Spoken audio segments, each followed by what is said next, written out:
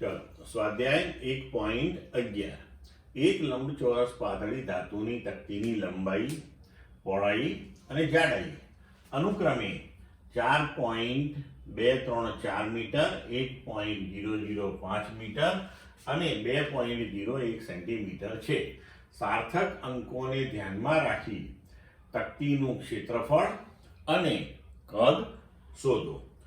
હવે અહીં જુઓ, આપણને લંબાઈ, પહોળાઈ અને જાડાઈ આ ત્રણ વસ્તુ આપણને આપેલી છે. અહીંયા આગળ જાડાઈ આપણને 2.01 સેન્ટીમીટર છે. લંબાઈ અને પહોળાઈ મીટરમાં છે, તો આપણે આને મીટરમાં ફેરવી દીધું એટલે 0.0201 મીટર.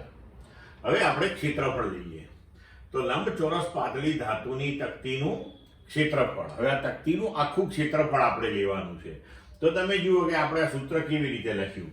ધારો કે આપણે આ પાઠ્યપુસ્તક જે છે એને તકતી ગણી લઈએ. આ એની લંબાઈ થઈ, આ પહોળાઈ થઈ અને આ એની જાડાઈ થઈ. હવે ધારો કે આપણે લંબાઈ અને પહોળાઈ, તો આ લંબાઈ ગુણ્યા પહોળાઈ કરો એટલે તમને આ ઉપરનું ક્ષેત્રફળ મળે. પણ હવે તકતી છે તો તકતીને એક આ ઉપરની બાજુ છે તો એક એવી નીચેની બાજુ પણ છે. તો લંબાઈ ગુણ્યા પહોળાઈ એ 2 વખત લેવી પડશે. એવી જ રીતે આપણે લંબાઈ ગુણ્યા જાડાઈ, તો એ આ ભાગનું ક્ષેત્રફળ આપશે.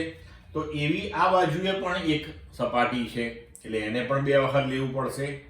તેવી જ રીતે પહોળાઈ ગુણ્યા જાડાઈ, તો આ બાજુનું ક્ષેત્રફળ આપશે. તો એવી અહીંયા સામેની બાજુ પણ છે.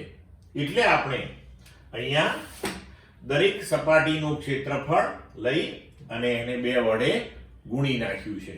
ક્લિયર મિત્રો? હવે આપણે બધા મૂલ્યો આની અંદર ગોઠવી દઈએ અને પછી જો એને ઉકેલીએ તો આપણો જવાબ આવશે 8.720947 મીટર સ્ક્વેર. પણ આપણને સાર્થક અંકોને ધ્યાનમાં રાખવાનું કહ્યું છે. હવે તમને જે આ 3 મૂલ્યો આપ્યા છે એની અંદર તમે જુઓ કે લઘુત્તમ સાર્થક અંક એ જાડાઈની અંદર 3 છે. બરોબર? તો જાડાઈના માપનમાં લઘુત્તમ સાર્થક અંક 3 છે. તેથી ક્ષેત્રફળને આપણે 3 સ્થાન સુધી રાઉન્ડ ઓફ કરી લઈએ. મતલબ કે 8.72 અને એના પછીને અંકો જે છે એને આપણે કાઢી નાખીએ. તો 2 પછી 0 5 કરતા નાનું છે એટલે આપણે 8.72 મીટર સ્ક્વેર આપણો જવાબ થશે. હવે આપણે કદ શોધીએ. તો લંબઘનનું કદ લંબાઈ ગુણ્યા પહોળાઈ ગુણ્યા ઊંચાઈ.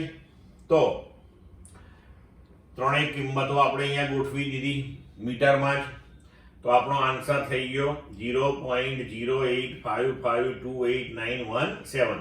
હવે આને પણ આપણે એવી જ રીતે 3 અંક સુધી રાખવાનો છે. તો હવે આપણે 0.0855 સુધી એને આપણે અટકાવી દઈએ. તેની પાછળ 28917 આપણે કેન્સલ કરીએ. તો 2 એ 5 કરતા નાનો છે એટલે આપણે 5 સુધી એઝ ઇટ ઇઝ રહેવા દઈએ. 0.0855 મીટર ક્યુબ. તો આ આપણું થઈ ગયું કદનો જવાબ. ક્લિયર?